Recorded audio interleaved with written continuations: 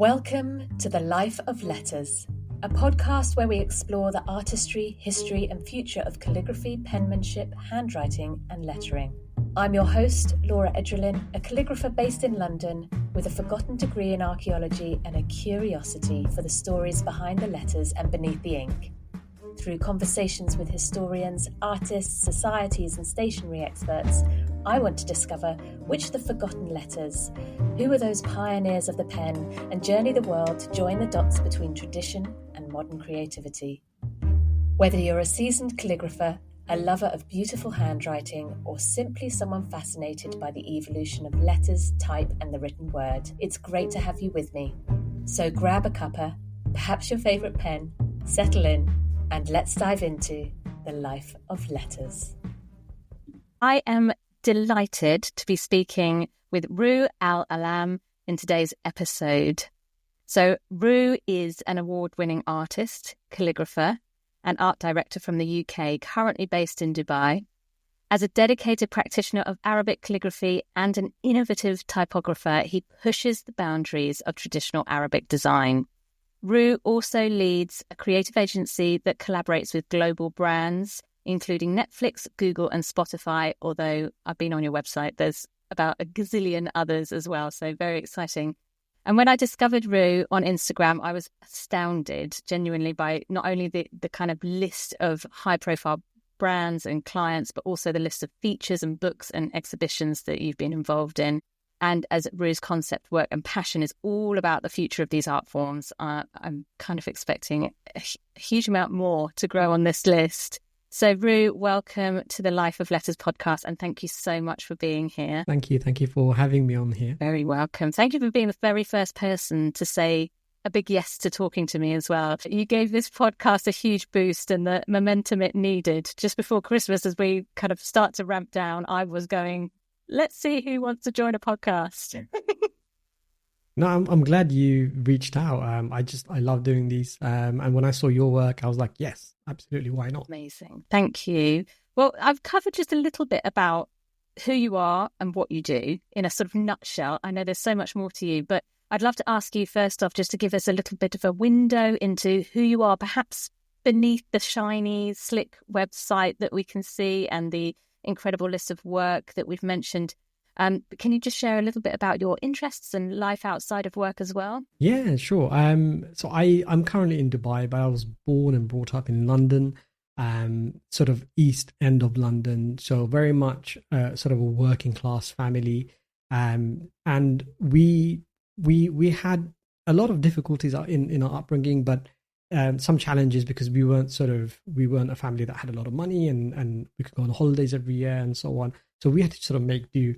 And that's where it all began. But London is such a buzzing, diverse, multicultural space that it's almost, things seem like very much possible there, right? Whatever you put your mind to it. But yeah, outside of work, I spend most of my time with my family, really. And I got a bunch of kids running around my feet most of the time. But yeah, I'm blessed with them. And that's been most of my life for the last, God knows how long now. Amazing. Are they interested in sort of the creative activities as well? Are they following in your footsteps already? Some of them actually are showing really good signs of being creative, or, one or two of them are actually, I think, are pretty good. They all seem to love to do artwork and drawing and illustration and whatnot. I'm not necessarily forcing them or pushing them in a particular direction, letting them choose what they want to do. But I do think a couple of them do have an eye for creativity. That's always nice, isn't it? When, that's something that you're passionate about and they can share that interest in it as well. I've got two young boys, so one's 8 and one's 11. And the creativity, it's really interesting how it sort of ebbs and flows a bit. But that's a whole nother subject, right? In terms of how creativity comes and goes in us. So, born in London, studied at Central St Martin's College of Art and Design, right? But you were studying illustration and film. So how did you get into sort of the calligraphy or that sort of area to begin with? That's right. So I think it's a weird move, but when we did graphic design as the course it was called, you could specialize in pretty much any of these three areas. One of which was illustration, but it was never really quite illustration. You could just do almost whatever you like, right? And so I ended up doing a lot more film, a lot more animation, Flash. I don't know if you remember what that is, but Flash was a sort of a web platform back in the day, and we used to do funky animations and whatnot. And so there was not much illustration, to be honest. And at that time, I was quite fascinated with lettering and type and so on. And calligraphy was always in the back of my mind. But it's only towards the latter part of my degree that I felt that there was more of a connection. But I hadn't practiced. I didn't know Arabic as a language. I didn't speak it. I could read it, but I didn't understand it. And that's an odd thing, but I'll explain later. But ultimately, it wasn't something that I was familiar. While I was familiar with it, it wasn't something that I practiced in any way in terms of calligraphy.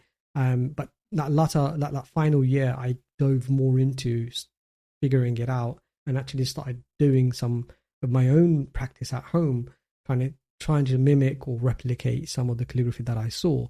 And it's only when I then committed sort of that final year and once I graduated that I thought, okay, you know what, I need to take this a bit more seriously. I think there's something I could try out for myself, but I do need to be grounded or taught by actual, calligraphers or experts. And in the UK at the time, whilst there were some options, there weren't many people teaching it. And the next best place was probably Turkey, where in Turkey there's a huge tradition in Arabic calligraphy.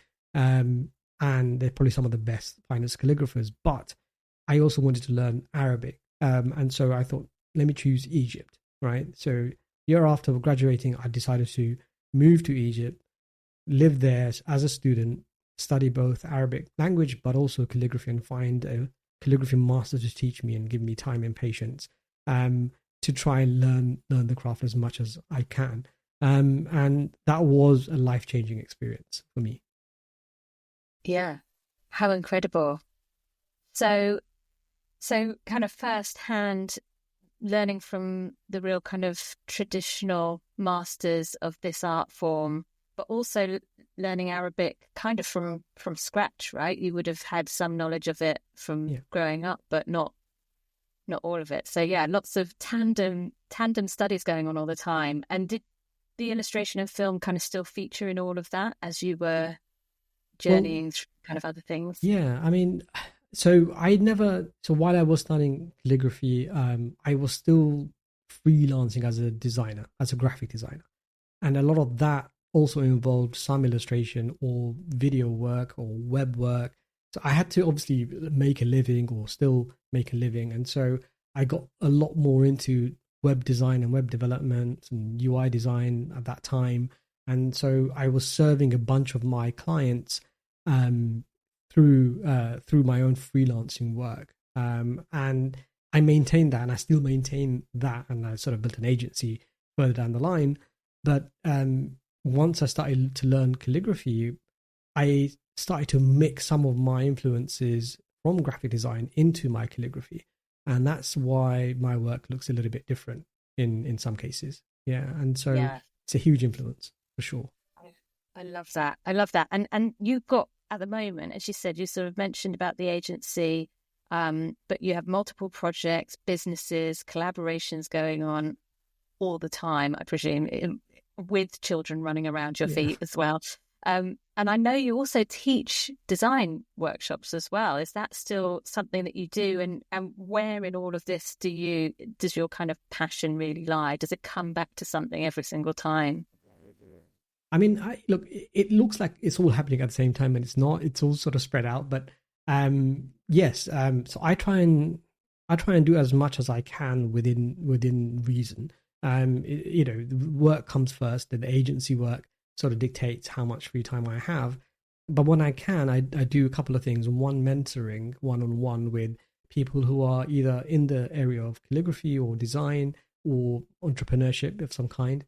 But then there's workshops or sort of lectures or speaking gigs that I might do every so often. And they're great, especially when it's for young people in schools or in institutions where but there are young people learning calligraphy or arts, because then they're able to talk to someone face to face when they don't often get that. They're often looking at websites or catalogs or, in museums and whatnot. And so when they're able to speak to somebody and ask questions, frank questions, about careers and so on in the arts, it's really good. And I try and be as realistic as possible. I don't say, yeah, it's all going to be great. You're going to be making absolutely huge amounts of money in your artistic career. No, I just tell them, look, you've got to work hard. There's opportunities that will come, but you've got to also make your own opportunities.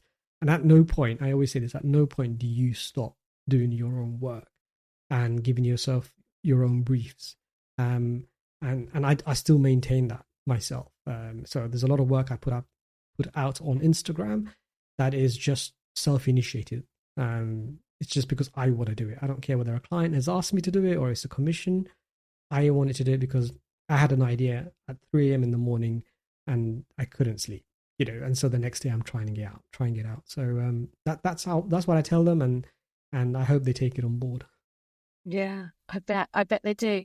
I think it's so inspiring, isn't it? Hearing somebody talk about something that has, it's really steeped in historical roots, but you're taking it, you're innovating it, you're doing something new with it. And what does that look like? How does that look like practically? Because as a calligrapher, in the way that I do it, obviously I've got a brush pen. I don't even use nib and inks or, particularly fancy paper. I'm very much kind of pen and paper, but with your work, it's much more digital. How can you talk us through how you actually create your pieces? Say it's something, for Instagram, just self-initiated. Yeah, of course. Yeah. So look, when you were learning calligraphy from a traditional point of view, it is very much, making your own pens. You wouldn't even have ready-made pens a lot of the time. So you'd get these kind of reed bamboo and so on, and then you'd be taught how to actually make the pen. In fact, there are stages where some calligraphers know how to make their own inks and so on. And there's a beautiful tradition that goes back with that. And so whilst a good amount of work is produced by hand with ink on paper, because of the digital transformation and the sort of process now, it quite quickly moves to digital once you've got a good enough version, right? And so there are some clients obviously that want the original, and that takes time, and you do several variations until you get quality version of it. And they just take a lot more time because you've got to be very careful and then tidy it up and so on. There's sort of methods employed when you're using ink and pen. But then there are projects where it needs to become a digital piece at the end, right? And it's often handed over as a digital piece rather than a physical paper piece.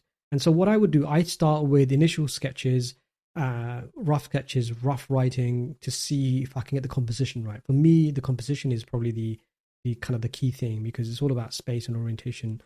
Then what I would do is then I would draw out the letters. Now there are two ways: one, to do it on paper with ink, and now I use a method where I might use a stylus or a pen tablet just to get that process. And sometimes I'll break it up into parts, so I won't do it as one big composition, or I'll do it in layers even.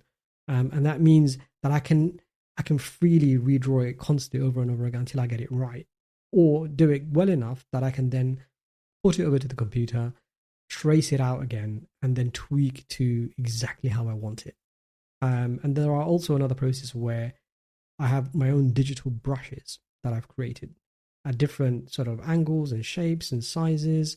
And then once you're writing them digitally, as opposed to writing them on pen and paper, using pen and paper, then you're able to then speed up the process a little bit more. But there's a good amount of, let's say, fine tweaking, exactly every curve, every twist, and every little detail of a script or a letter. And that's probably a lot more work in the long run than the actual writing, and people don't realize that.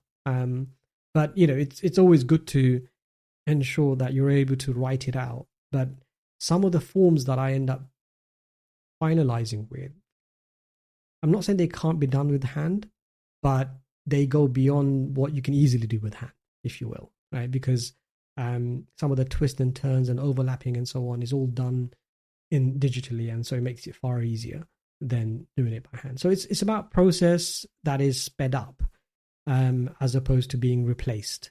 So you're still doing a lot of work by hand, but the digital tools that we now use have helped speed things up significantly. Yeah, and break those boundaries, I guess, of or limitations that you might have when it is just pen to paper. Suddenly you can change the color at the click of a button, or right. Stretch it, move it, as you say. So yeah, it's fascinating. I think blending those two worlds.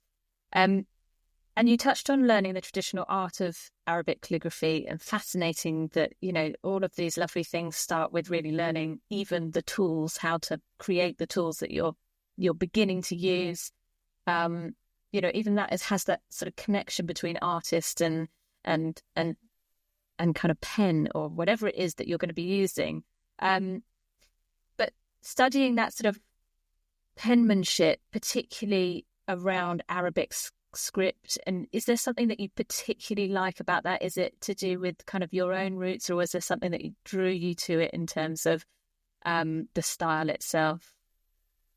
I suppose, as a Muslim, a lot of Muslims grow up with seeing Arabic calligraphy around them, whether it's in their home or in the mosque or on the Quran itself. So the beautification of the word or the holy words is something hold very dear to most Muslims, and because it's in Arabic, a language of the Quran, it has that significance for people. And so for me, I had that growing up, but because I couldn't easily read it or understand it easily, there was that sort of barrier. But as I grew up, I understood more of it and understood the history of it, and I was fascinated by how it developed.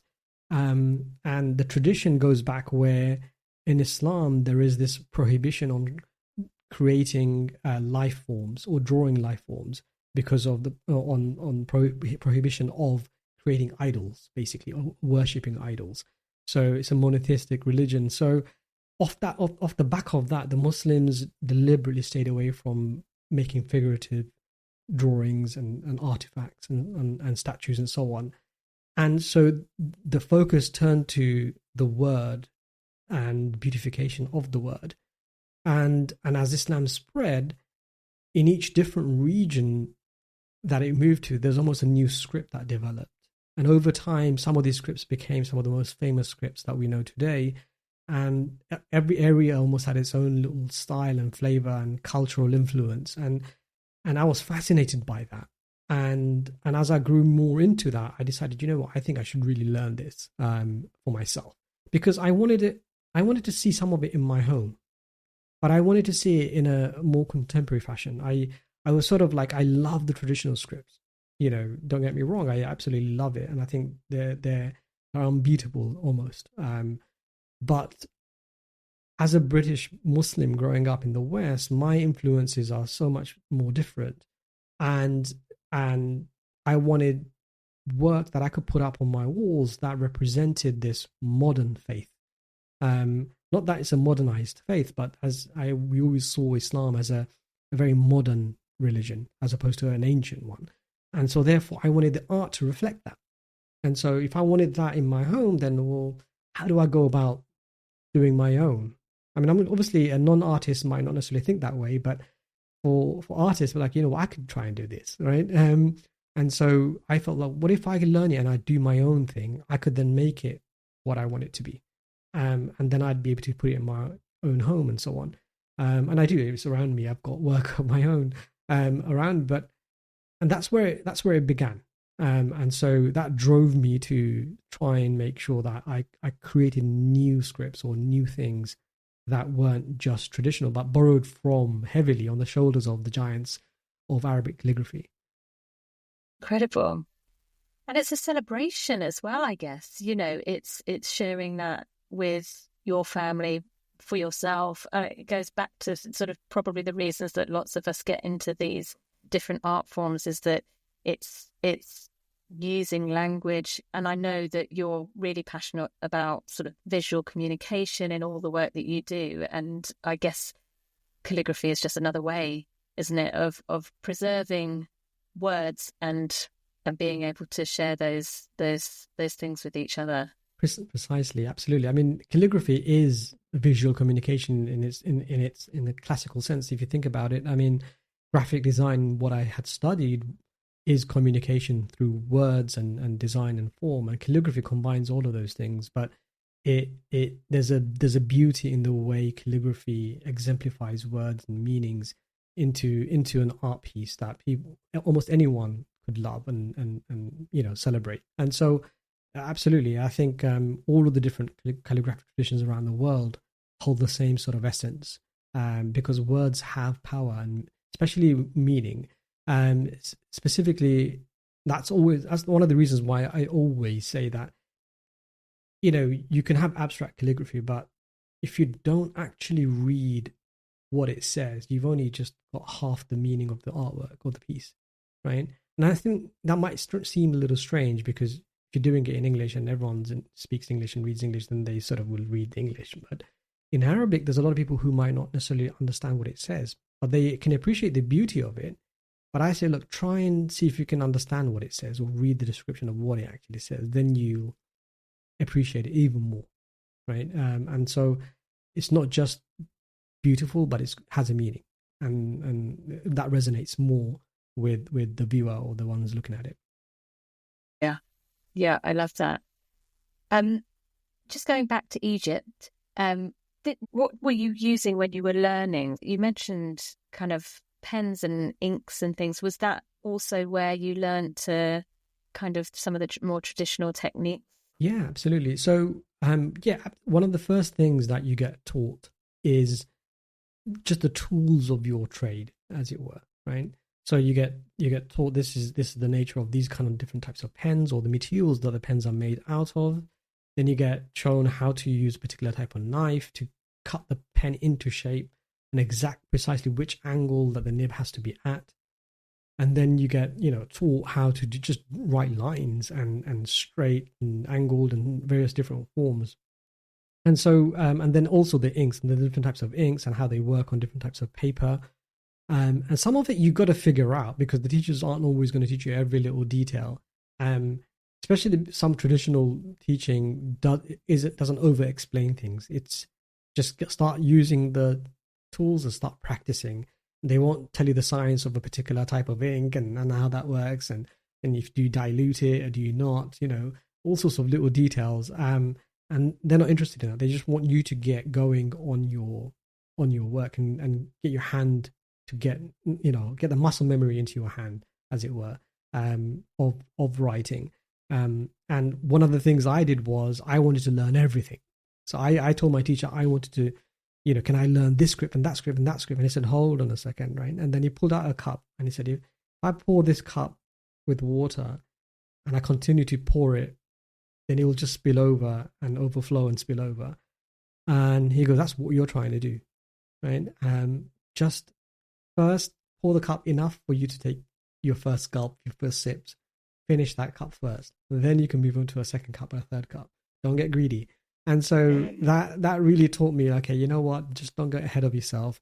Just start with one basic script and focus on that. And that's what I did, right? But sometimes the tools of the trades are quite simple. Sometimes they're very, very basic things, and it just simply comes down to, as you well know, just a lot of practice, right? And swallowing your ego and and just keep going, over and over again. Yep. And mistakes are good. Yeah. I try and say this in my workshops, and it's only from me making the mistakes that I can say to others, actually, you're going to learn so much about what to do better next time by getting something wrong and seeing, that angle's just off, or that's just, and you can get really, really critical, or you can get really curious. And if you can go in with a curious mindset, then you're going to absorb so much more kind of learning and improve so much quicker. And that's the beauty of, and the pain and the suffering of right. Creativity. Is there a particular style that you really sort of aim to deliver? Or would you say that you are, I know you're kind of developing and innovating your own one. So do you have a particular style that you work with initially when you're starting out, or do you tend to kind of free flow and see where it takes you? Yeah, when I was starting out, I was trying to do all sorts of stuff, and there was a focus on more angular, what we call Kufic script. So very much, what it looks very contemporary. It's very squared off and it's very non-cursive. That's because there was a lot of influence in my early days from graphic design, Japanese influenced graphic design, and so on. And then I was trying to do a lot of custom scripts that were influenced by some of the traditional scripts. And I think some of them, just looking back, some of them, they were quite bad. Eventually, I found a style that was heavily influenced also by, Latin typography. And you could say, copperplate calligraphy, where there were these thicks and thins that I absolutely loved. So it's very much Didone in style, which is a typographic style, which is very thick, strokes were very thin, counterparts. And I just love that. Maybe this is a kind of a British, Western, European influence, but I felt that when I applied that to the Arabic scripts, for me, it sort of had its own language that I could call my own. And over the years, I've been refining that more and more and doing variations of that. And it is some of my most popular scripts. And so in some ways, and I think someone recently said it to me, I said, that's what you're becoming known more for, this particular style that you're pulling off more and more, especially because everyone's copying you. Not everyone's copying you, but some people are copying you, and you're seeing it on various sites and, brands. And so therefore it must be resonating well with some people. But I keep coming back to that same sort of thing, right?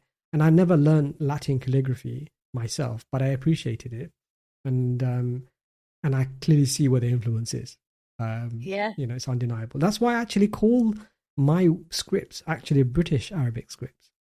And usually, I don't call them sort of. I specifically denote them as very much a British thing because that's where it all began, and the influences are very much where I'm from in the UK.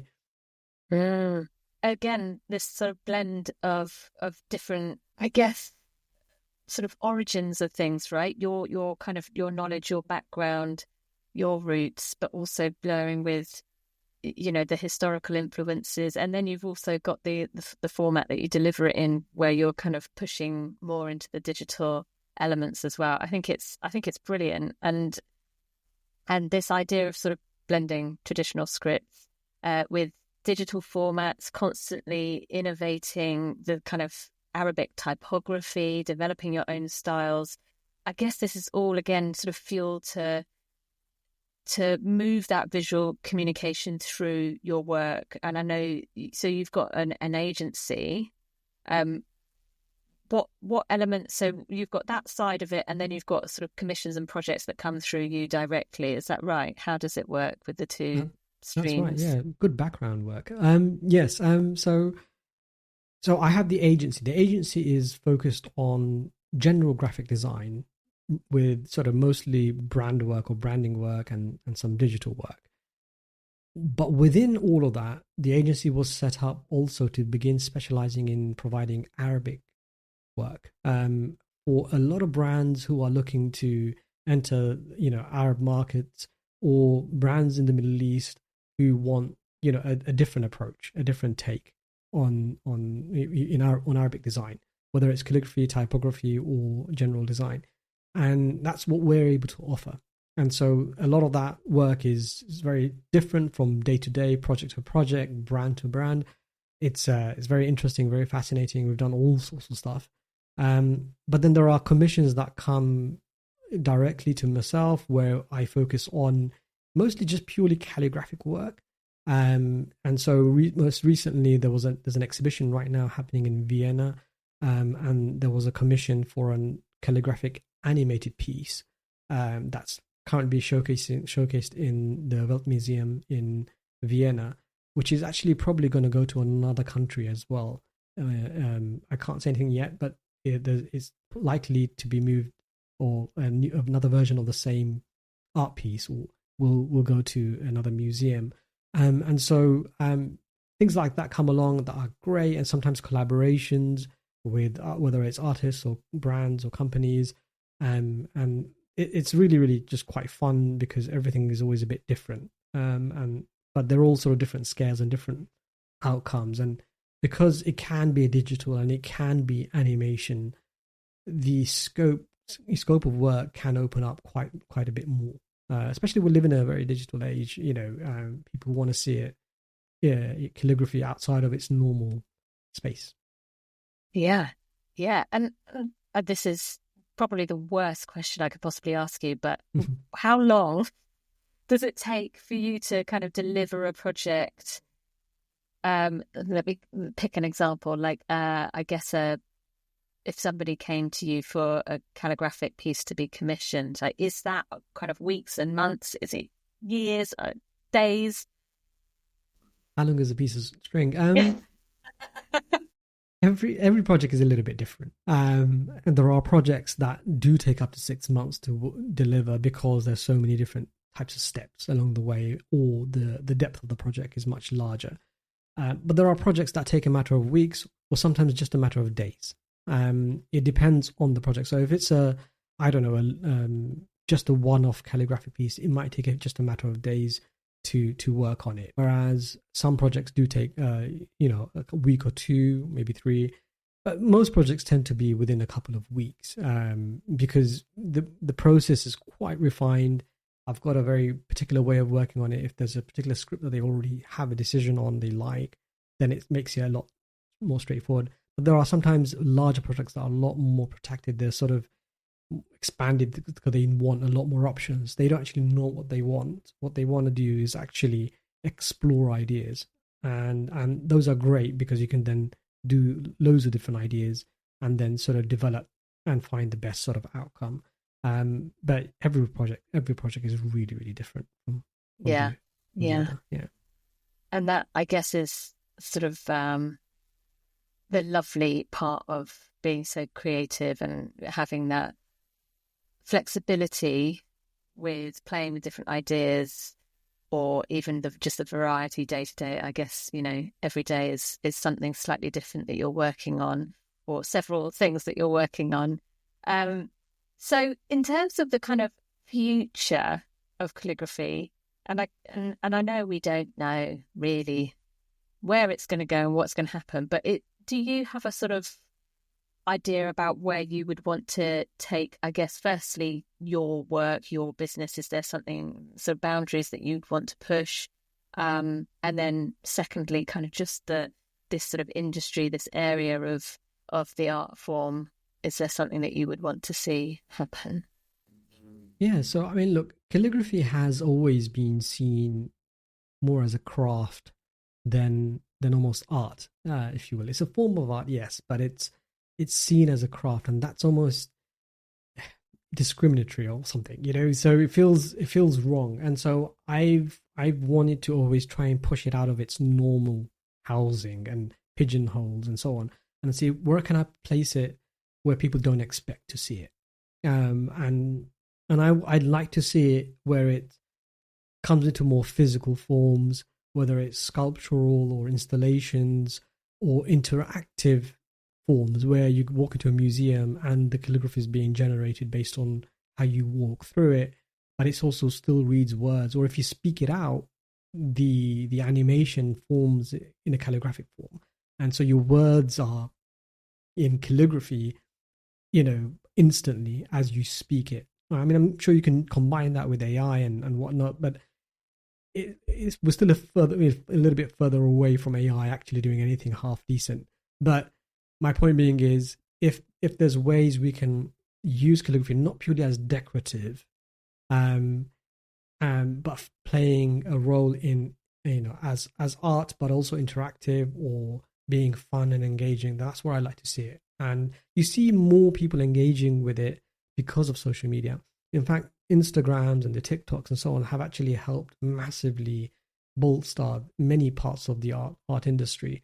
And calligraphy has been one of those areas, particularly Arabic calligraphy, because I can speak from that point of view. When I was studying it, it almost felt like that it was a dying art. But then with the advent of smartphones, all of these young people in some of these countries in the Middle East and beyond suddenly had access to the internet, and they could see calligraphy outside of the normative spaces and places. And suddenly there's a rise in people learning about it and wanting to study it. And that I sort of put that down to the way social media has helped expose calligraphy to the wider world. And not just obviously Arabs or Muslims or whatever, but to everybody. And so you see that particularly on Instagram, where there are amazing artists who are doing all sorts of work that you feel awful about yourself and feel like an absolute failure because everyone is just so damn good, right? Yeah. All the time. It's really depressing sometimes, but I mean, at the same time, you're able to appreciate the sheer amazing abilities of people. And I like to see calligraphy in those spaces more and more. I want people to experiment with it, but being grounded as well, so they should sort of learn from the ground up. But definitely see an interesting future for calligraphy. And I don't think AI will get there with pushing to learn, to do calligraphy, but I think humans will have an edge on it. Because I think AI doesn't have the nuance, personally. Yeah. And I think definitely what I've seen in just watching people pick up a pen and they're unlearning something that they naturally do. So, they pick up a pen and they think about handwriting. And I always find it fascinating. You're actually having to forget that you know how to use a pen, and you are now holding something that is very kind of technique based. And so you're sort of stripping back what making marks on the paper, which become a really sort of simplified version of everything that your brain is trying desperately to just, let me just draw a line, let me just draw an oval, let me just do this.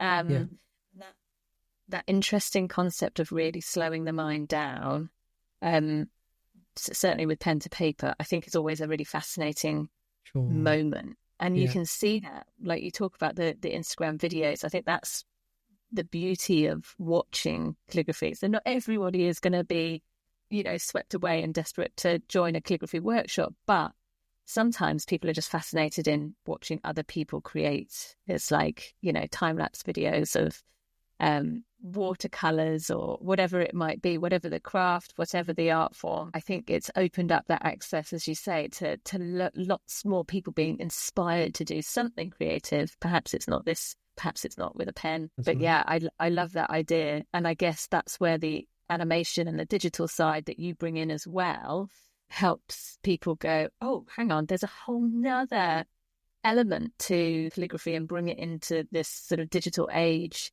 It doesn't have to be always about the traditional master penmanship. It doesn't have to be that historical script. It could be something that has evolved from that to something new, right?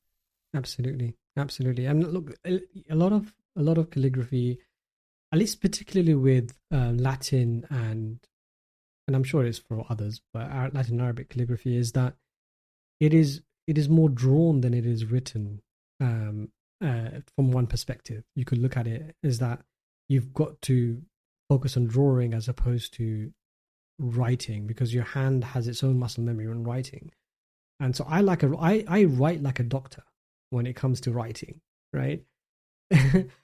But when I'm doing calligraphy, it's different. I think of it like drawing, and so it's very different.